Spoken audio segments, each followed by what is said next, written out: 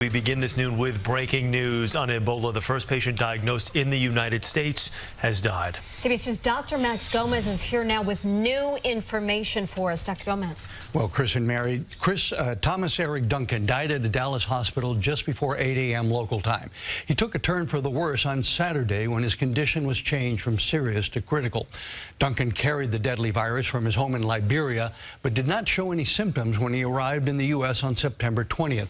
He was admitted to Texas Health Presbyterian Hospital, Dallas, on September 29th and was placed in isolation.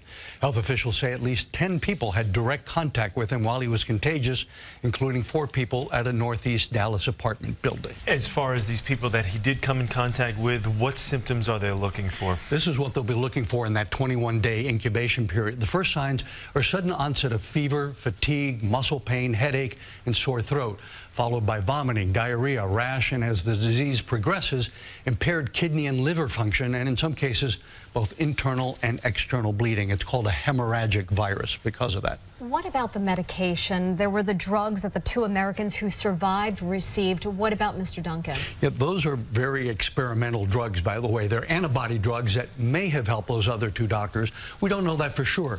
The supply of those experimental drugs was exhausted on those patients. So Mr. Duncan instead received an antiviral drug, but there's no evidence that that works against the Ebola virus, unfortunately. All right, Doc, thank you very much.